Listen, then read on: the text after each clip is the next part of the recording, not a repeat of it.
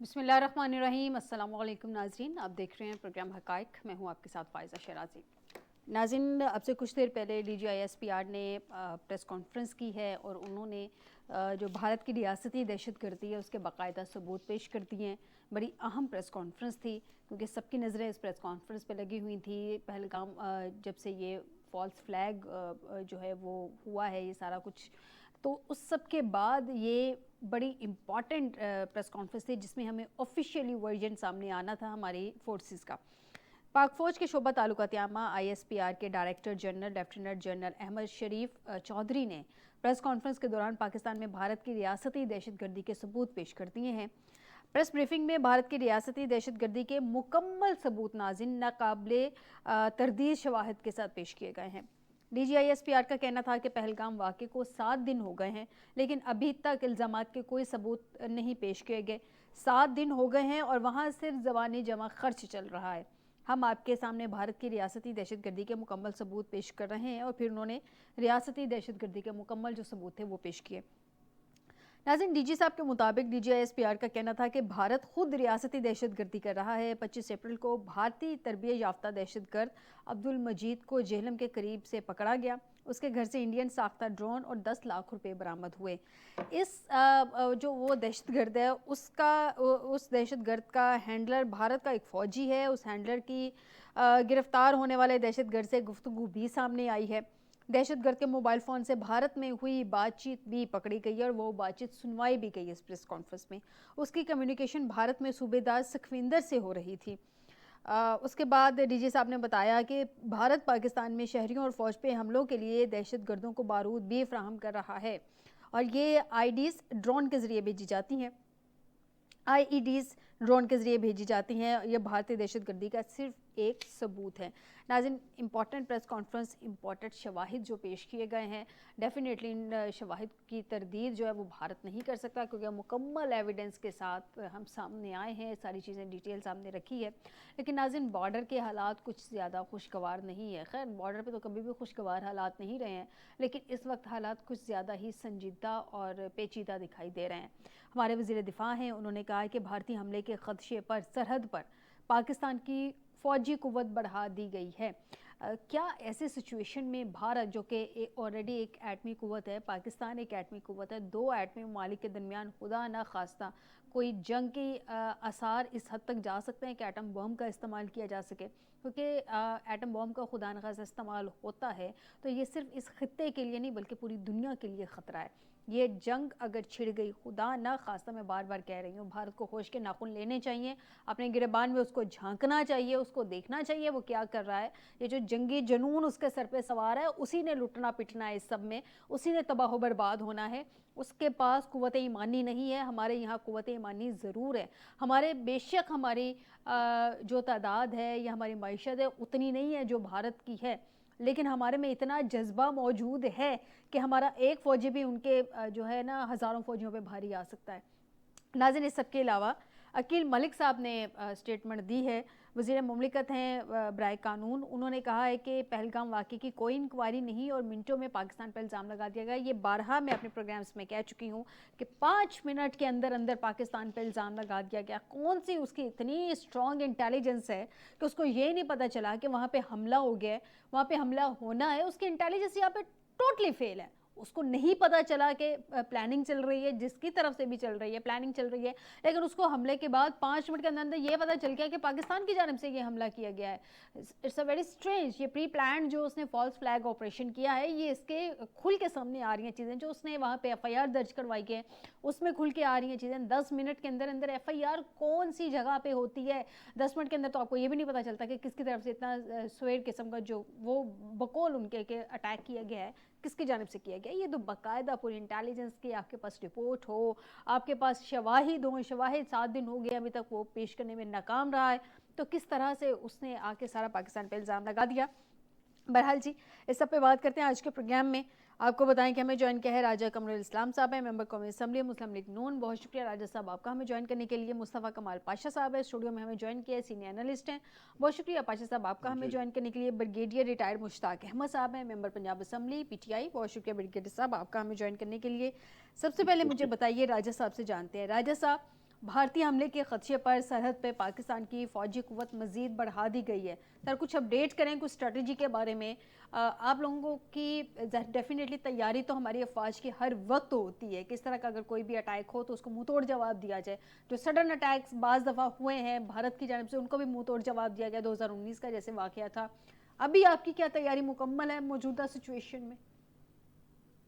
دیکھیں, پاکستان کی جو مسلح افواج ہیں وہ کسی بھی صورتحال سے نمٹنے کے لیے ہر لمحہ تیار گو کے ہوتی ہیں, لیکن ان کی جو لوکیشن ہوتی ہے وہ عموماً کنٹونمنٹس میں اور بارڈرز پہ نارمل حالات میں جو ہماری پیراملٹری فورسز ہیں, چاہے وہ رینجرز ہیں, ایف سی ہے, وہ موجود ہوتی ہیں. اب چونکہ یہ حالات سڈن ڈیولپ ہوئے, اس کی کوئی اینٹیسپیشن نہیں تھی, اور سب سے بڑا ثبوت اس کا پاکستان کی جو فوجی اب موومنٹ ہوئی ہے بارڈرز پہ, یہ بھی اس کا ثبوت ہے کہ اگر کوئی ایسا ملک خود اگر کوئی کارروائی کر رہا ہو, یعنی جیسے بھارت الزام لگا رہا ہے پاکستان پہ, تو اگر ایسی کوئی چیز ہوتی تو پاکستان ان اینٹیسپیشن وہ تیاری بھی رکھتا. تو یہ جب انڈیا نے یونیلیٹرلی یہ اعلان کر دیا کہ جی اس کے پیچھے, یعنی آپ نے بڑا برموقع برمحل اور بہت بہترین انداز میں اس صورتحال کی عکاسی یا سمری بیان کی کہ ایک واقعے کا 5 منٹ پہلے تک انہیں علم ہی نہیں ہے کہ وہ ہوگا, اور اس کے اگلے 10 منٹ میں انہوں نے ذمہ دار کا تعین بھی کر دیا. اور پھر وہ تو چلے اس لمحے کی بات تھی. اب اگر آج کی آپ پاکستان میں D G I S P R کی پریس کانفرنس دیکھیں اور اس کا تقابل ان کی اس بریفنگ سے کریں کہ جو انہوں نے وہاں کے ڈپلومیٹس کو دی اپنا دلی میں, تو اس سے دیکھیں تو وہ وہاں پر کوئی ایویڈنس, کوئی ثبوت پیش نہیں کر سکے. جبکہ آج کی جو پریس کانفرنس تھی اس میں تمام وہ ثبوت موجود تھے جو بھارت کو ہمارے اندرونی دہشت گردی میں, اور وہ بھی ثبوت کوئی عام نہیں ہے, کسی عام جاسوس کے ہاتھوں, کسی ایجنٹ کے ہاتھوں نہیں, ڈائریکٹ, یعنی جسے کہتے ہیں فرام دا ہارسز ماؤتھ, یعنی ان کے فوجی افسران کی جو آڈیوز ہیں, ان کے فوجی افسران کے ٹیکسٹ ہیں. اور آپ بخوبی جانتے ہیں سارے لوگ کہ جو سول آبادی ہوتی ہے, یہ آرمی کے کسی بھی ملک کی فوج کہ میں یہ بارود اور سویلین آبادی کا آپس میں کوئی جوڑ نہیں ہوتا. یعنی کہیں پہ بھی وہ اپنی ٹریننگ میں بھی یہ نہیں کہتے کہ آپ دشمن ملک پہ بھی کہیں اور یہاں پہ وہ کہہ رہے ہیں کہ وہاں پہ دھماکہ کرنا جہاں پہ جیلم میں جہاں پر زیادہ لوگ اکٹھے ہوں گے. تو یہ اتنے زیادہ ایویڈنس موجود ہیں جو یہ ظاہر کرتے ہیں کہ یہ جو الزام پاکستان پہ لگایا گیا یہ بالکل بے بنیاد تھا, اور یہ پری پلانڈ تھا. اور یہ جس طرح کے پہلے ایک پلوامہ واقعے کی آڑ میں انہوں نے وہ کشمیر کا اسپیشل سٹیٹس ختم کیا تھا, تو اب ان کے ذہن میں چونکہ ایک پری پلانڈ ایک چیز خاکہ تھا کہ پاکستان کے پانی پہ ہم جو ہے ایک وار کرنے کی کوشش کریں, لیکن وہ بری طرح وہ ڈرامہ ناکام ہوا ہے. اب تو تمام تجزیہ نگار یہ کہہ رہے ہیں, اور اس میں ایک تو ان کی اپنی نالائکی کا بھی دخل ہے اور قدرت کا بھی ہے کہ انہوں نے وہ جو اتنی اپنے آپ تو ان کے جو بھارتی خود ان کے لیفٹیننٹ جنرل یعنی ایک سینئر لیول کے افسر کو اس کو معزول کرنا, ان کو ہٹانا اور سچ نکھر کے سامنے آنا, ان کے اندر مایوسی بھارتی فوج کے اندر ہونا, سکھ ریجمنٹ کی ایک جو ابھی بے چینی کی باتیں آ رہی ہیں اور سکھ آپس میں فوجیوں کے لڑنے کی اور نقصان کی, تو یہ ساری چیزیں اب اس میں ظاہر کر رہی ہیں کہ یہ ساری چیزیں جو ہیں یہ بدنیتی پہ مبنی تھی, اور اس کے نتیجے میں جو ہے وہ اور پاکستان کی مسلح افواج جو ہے وہ پوری طرح تیار ہے, نہ صرف فوج بلکہ ایئر فورس نیوی بھی. اور ایکولائزنگ افیکٹ جو آخری ہوگا وہ ہمیشہ ایکولائزنگ فیکٹر جو ہے وہ بہترین ہتھیار ہوتا ہے. تو اس وقت وہ ساری ان کی عددی برتری, ان میں ہو سکتا ہے کسی جگہ ٹیکنالوجی کی برتری ہو, معیشت کی برتری, وہ وہی اگر آپ فوجی زبان میں بات کریں تو بھارت کو ڈس ایڈوانٹیج میں لے جاتا ہے کہ پھر نقصان بھی زیادہ بڑی اکانومی کا ہوتا ہے, نقصان بھی زیادہ بڑی تعداد کا ہوتا ہے, اور جو نیوکلیر ویپن ہے اس کا خطرہ تو بدستور موجود ہے. اور وہ جو ظاہر ہے جب کسی ملک کی خود مختاری پہ حملہ کیا جائے, اس کے پانی پہ, اس کی معیشت پہ, تو پھر نیوکلیر ہتھیار کا استعمال کو کہ پسندیدہ تو نہیں ہے لیکن بعید از قیاس بھی نہیں ہے. ٹھیک ہو گیا. پاشا صاحب مجھے یہ بتائیے کہ اس سے پہلے میں برگیڈیئر صاحب کی طرف جاؤں, یہ جو اس وقت دونوں ممالک کے ڈیفنس ایکسپرٹس ہیں, بھارت کی جانب سے بھی جو ہمارے بھی ڈیفنس ایکسپرٹس ہیں, ان کی جانب سے یہ کہا جا رہا ہے کہ انڈیا نے جتنے ایکسٹریم لیول کے سٹیپس لینے تھے وہ اس نے لے لیے ہیں. انڈس واٹر ٹریٹی جو ہے اس نے وہ معطل کر دی ہے. اس نے جس طرح سے اقدامات اٹھائے ہیں, جس طرح سے اس نے 48 گھنٹے کا وقت دیا تھا, جس طرح سے اس نے ویزوں کو جو ہے وہ ختم کیا, جو سٹیپس اس نے اٹھانے تھے وہ اٹھا لیے. سب سے بڑا ایکسٹریم سٹیپ تو یہ واٹر ٹریٹی تھا جو میں نے ابھی آپ کو بتایا ہے, اس کو سسپینڈ کیا. اب یہ جو واٹر سٹرائک کر دیا اس نے اپنی طرف سے, یہ واٹر سٹرائک سے کم نہیں ہے کہ اس نے پانی کا سنتاس معاہدہ ختم کر دیا, کبھی بھی روک سکتا ہے کبھی بھی چھوڑ سکتا ہے, اس کی مرضی ہے. انٹرنیشنل ایگریمنٹ کو سسپینڈ کرنا, کیا یہ آبی جارحیت کا آپ کو نہیں لگتا کہ پانی کے اوپر جو جنگیں ہونی ہیں اس میں یہ اس کا آغاز ہے یہ بھارت کی جانب سے؟ بہت شکریہ مس شیرازی. 2-3 باتیں میں کہنا چاہوں گا آپ کا سوال جواب دینے سے پہلے. انڈیا نے اس جنگ میں پاکستان کی مسلح افواج کی جو صلاحیت ہے اور برتری ہے اس کا تو اس جنگ کے شروع ہونے سے پہلے ہی اعتراف کر لیا ہے. آپ نے اپنے انٹرو میں بتایا کہ 22 تاریخ کو پہلگام میں یہ واقعہ ہوتا ہے اور یہ اس واقعے کے ٹھیک 10 منٹ کے بعد ایف آئی آر درج ہو جاتی ہے. ایف آئی آر درج ہوتی ہے. 5 منٹ کے اندر اندر ٹویٹر کے ذریعے پاکستان پہ الزام لگایا.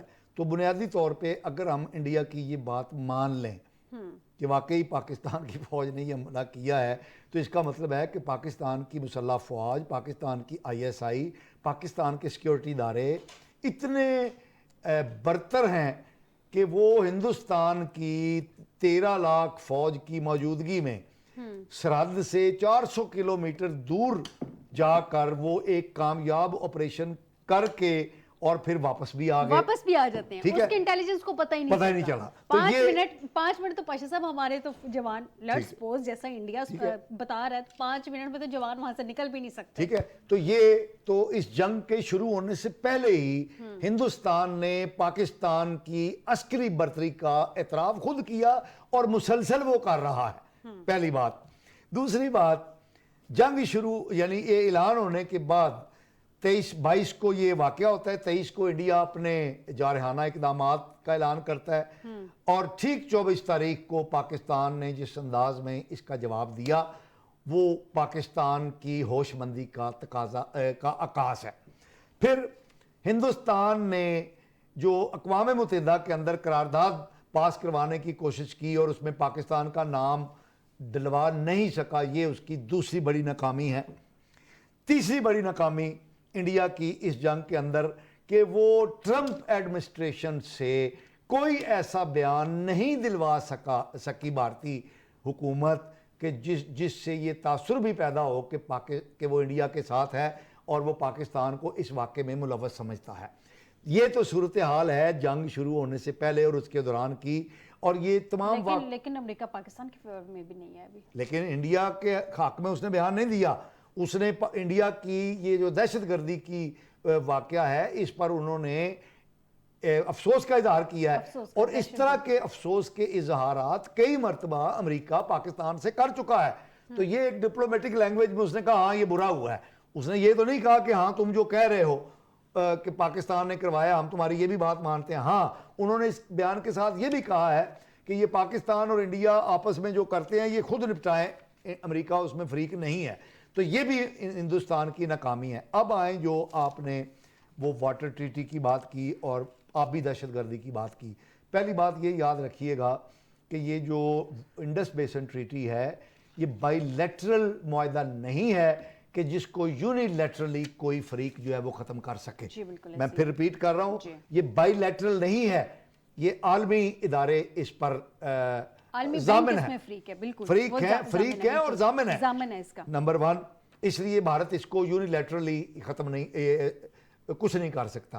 دوسرا, اس معاہدے کے اندر کوئی ایسی کلاز ہے ہی نہیں کہ جس کو انووک کر کے انڈیا اس کو سسپینڈ کر سکے, چاہے ٹیمپریریلی ہو. لیکن اس نے اپنی طرف سے تو جو کرنا نہیں, وہ تو زبانی بیان ہے نا, وہ زبانی جمع خرچ بیان کی کوئی حیثیت نہیں ہے کیونکہ اس معاہدے میں کوئی کلاز ہی نہیں ہے. یہ تو بالکل ایسے ہی ہے کہ میں یہاں پر بیٹھ کر کہوں کہ مس فائزہ میں آپ کے پروگرام سے بہت متاثر ہوں تو میں وابڈا ہاؤس جو ہے وہ آپ کے حوالے کر رہا ہوں.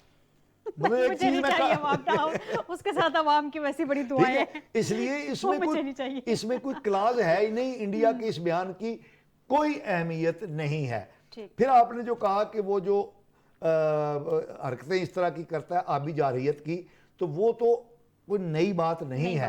ہندوستان اس سے پہلے بھی ایک عرصے سے اس معاہدے کی کئی کلازز کی خلاف ورزی کر رہا ہے اور پاکستان کا اس حوالے سے جو موقف رہا ہے اور جو ریبٹل رہا ہے وہ ہمیشہ کمزور رہا ہے, جس کی وجہ سے ہندوستان کو آبی جارحیت کرنے کے مواقع میسر آتے رہے ہیں. لیکن پاشا صاحب بریگیڈیئر صاحب کا پوائنٹ بھی بیچ میں ایڈ کر لیتے ہیں.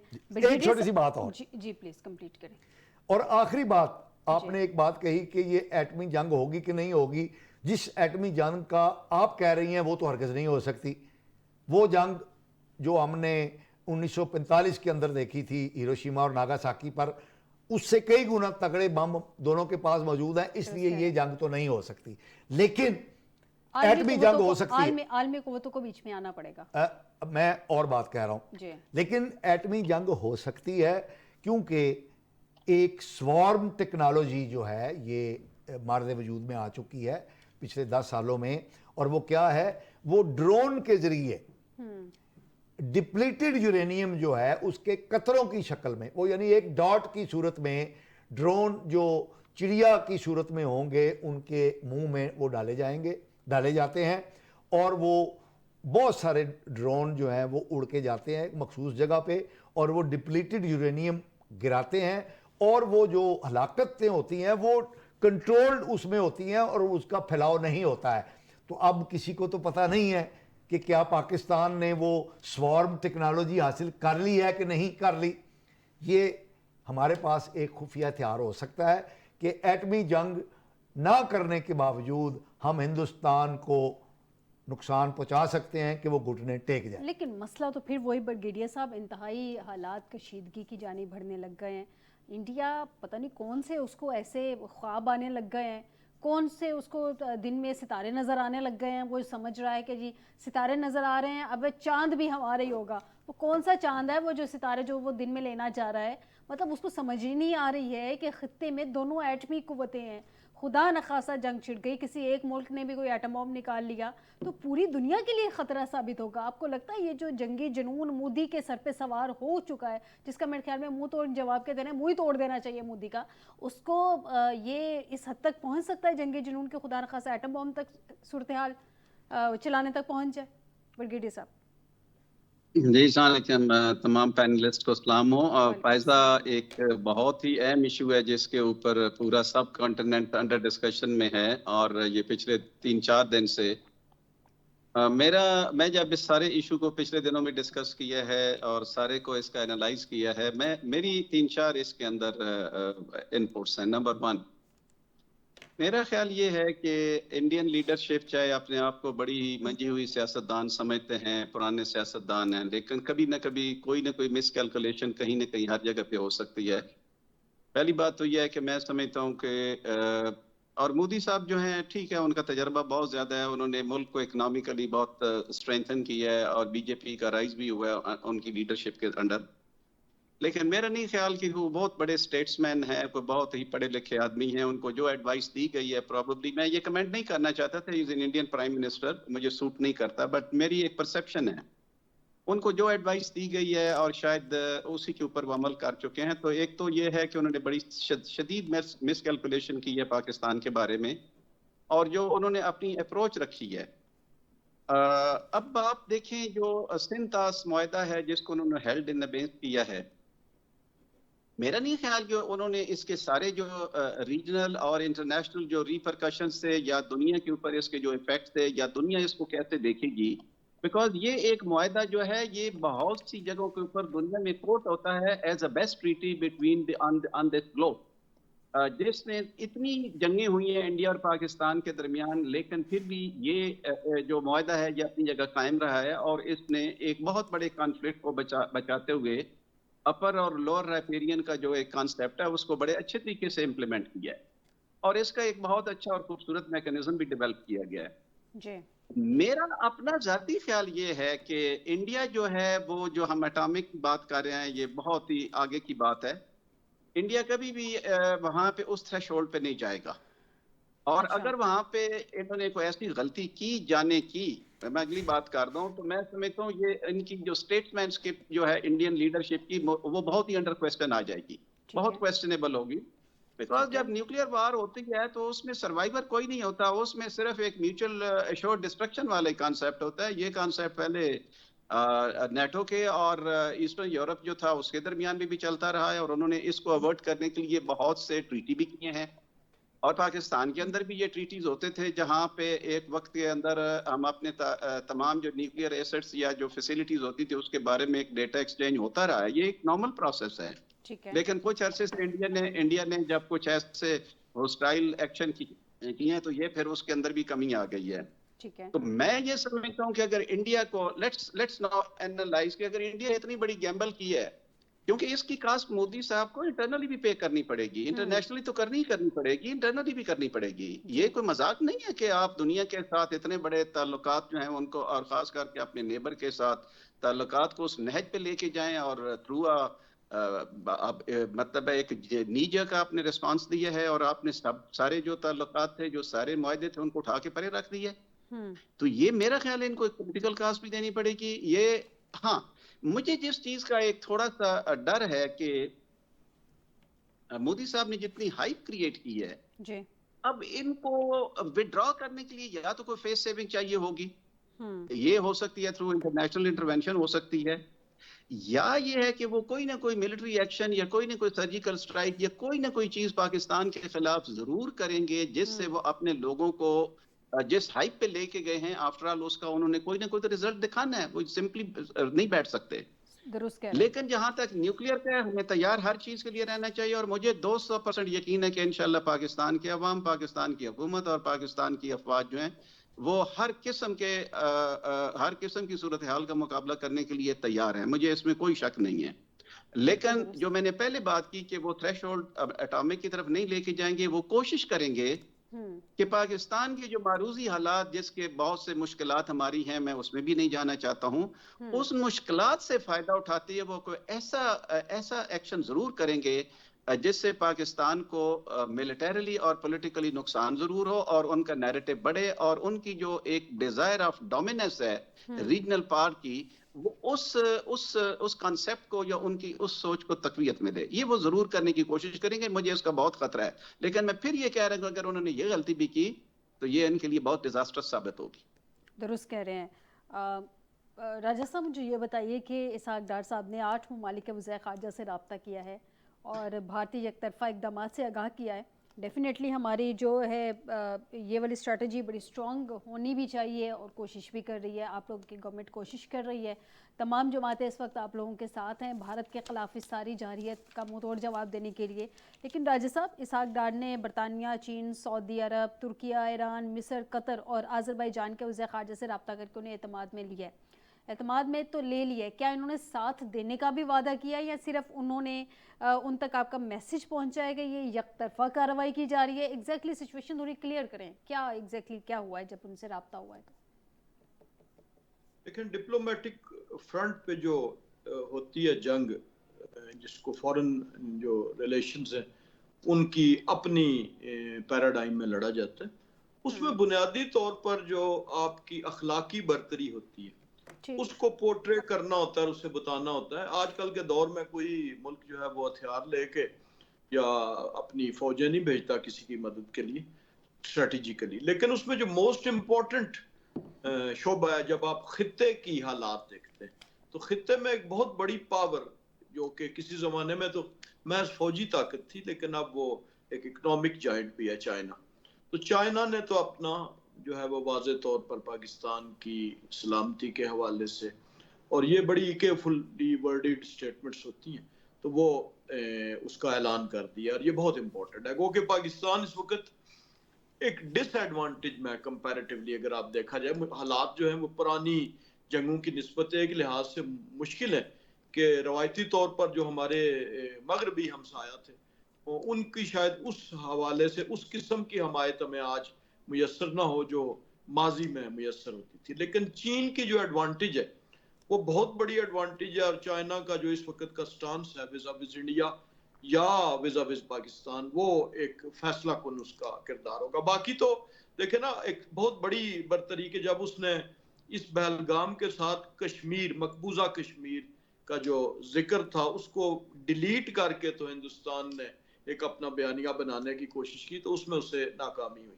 پھر جیسے ابھی میں نے پہلے بھی کہا کہ جو ایمبیسڈرز یا جو ڈپلومیٹس تھے ان کے سامنے جب یہ کوسچن ہوا کہ جی اس چیز کا جو آپ کہہ رہے ہیں اس کا کوئی ویلڈ پروف، تو وہ وہاں پہ ایسا پروف نہیں فراہم کر سکے، کہانیاں ضرور فراہم کی گئی۔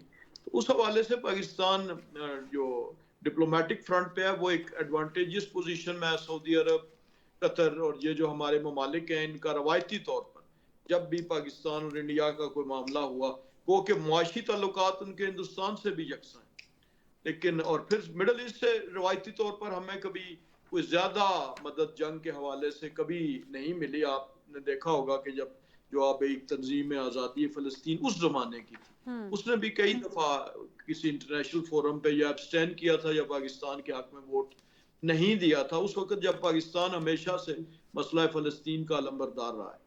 تو ان ساری ڈس ایڈوانٹیجز کو جو کہ موجود ہیں ہمیں مد نظر رکھ کے، تو اگر آج کی ہماری جو فورن ہمارا ڈپلومیٹک آفینسو اسے کہہ لیں یا آپ کہہ لیں کہ ڈپلومیٹک جو ہمارا اس وقت کا سٹانس تھا، اس کو کسی لحاظ سے بھی یہ نہیں کہا جا سکتا کہ خدا نخواستہ وہ کوئی ناکام رہا ہے یا اس نے ڈیزائرڈ ریزلٹس حاصل نہیں کیے، اور یہ ابھی تو وہ جاری ہے۔